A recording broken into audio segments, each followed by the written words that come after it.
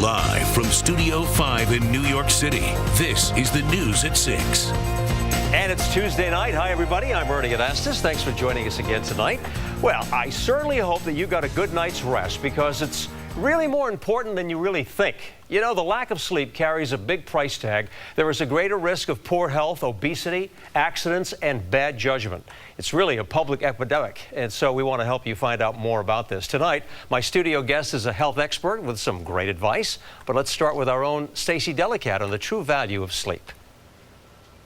I'm so sleepy, yeah. Most of us are sleep deprived. We don't sleep enough. And when we do go to bed, we're all hyped up and worrying about tomorrow morning's deadlines. Sound familiar?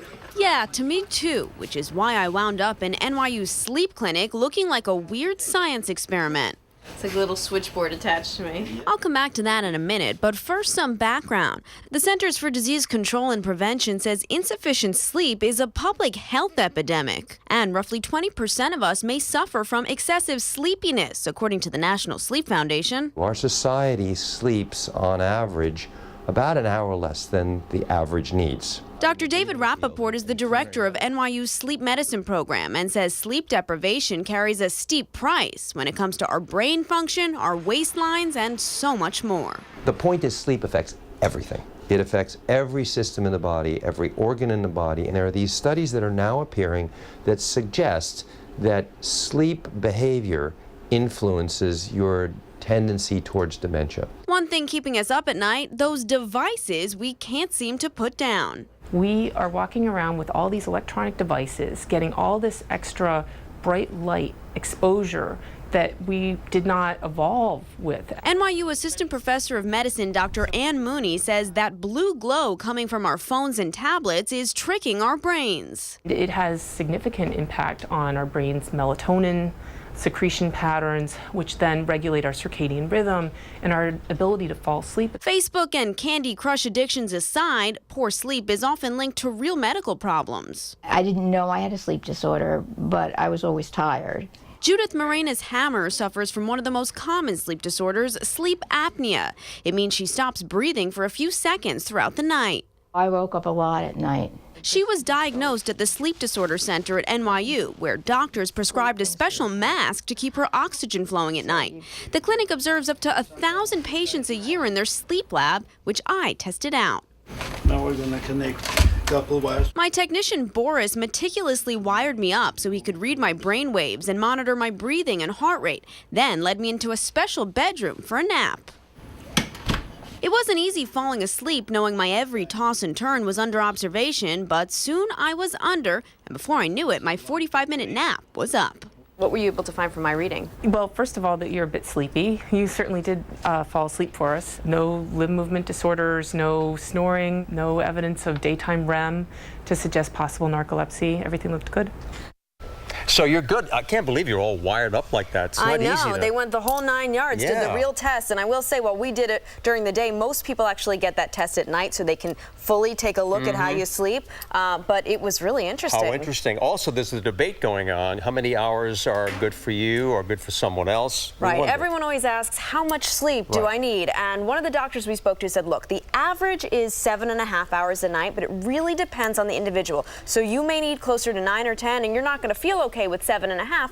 Someone else might be okay with 6. So it's all about the individual. You sort of need to know when you feel your best. Yeah, that's it. Aim for that night after night. Very good. Stacey, thank you for that. Okay, let's get more on this because we have another expert. Amy Brighfield is joining us right now from Better Homes and Garden. You're a health editor and you know all about these stories that we're talking about. Okay, here's the question. You get into this debate right now. How many hours should we get?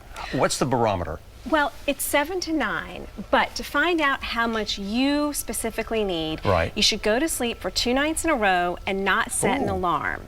And however long you sleep is how much you need. So 2 nights in a row without the alarm, and it tells you naturally how many hours your body needs. Yes, however long you sleep, that's it. That's a great way to go. Okay, some other tips. What if you need a little extra sleep? You know, we all get used to pushing that snooze alarm. Don't push the snooze. No? The sleep that you get after that alarm goes off is not restorative. It's not worth it. So if you need more sleep, go to bed a little bit earlier, 5 minutes, 10 minutes until you feel like you're well rested. Okay. And if you need the snooze, if you need the alarm, put it outside your bedroom door so when it goes off, you'll actually get out of bed and get it. That's a smart move. Yes. You're actually out of the bed and you're awake. You want to get up. Amy, help me out with this. White noise, music at night, the surf or whatever. Does that help?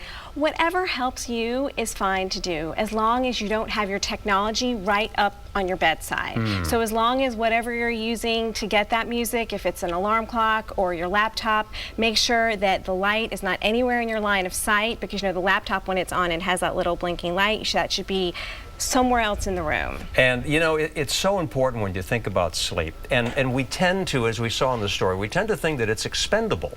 That, you know, after you've done everything else, okay, now maybe I'll get a little shut-eye. That's not a good attitude. How do we change that? It absolutely isn't. You should schedule it like you would schedule a doctor's appointment. It's absolutely necessary, because year after year studies show that if you get 5 hours or less a night of sleep, that your health is going to suffer. Like maybe you could do it 1 night or 2 nights, but your health is really going to suffer. You know, and that's for adults, but you know, we all have children in our families, and we know how important it is to start them early with good habits. Yes. How do you do that? So good sleep habits are important, and one thing that we do with our kids is they have a wind down routine. So 30 minutes before bed, 30 minutes to an hour before bed, start getting them into the routine. A lot of parents do this. Read a book, brush their teeth. Adults need that wind down routine too. You can't just all of a sudden hop into bed and expect to fall asleep. You need the relaxation routine to ease your body into it. As a health editor, you know that sleep is the pillar of health. It's like the 6th vital sign. Yeah, and we have to always remember that and understand how critical it is to our well-being. Absolutely. Okay, well listen, Amy, I enjoyed having you here today. I hope you get a good night's rest. Thank you. Take care of the too. children, though, too. Amy Brighfield, okay, Better Homes and Gardens, thanks for joining us. Great to be here. Okay.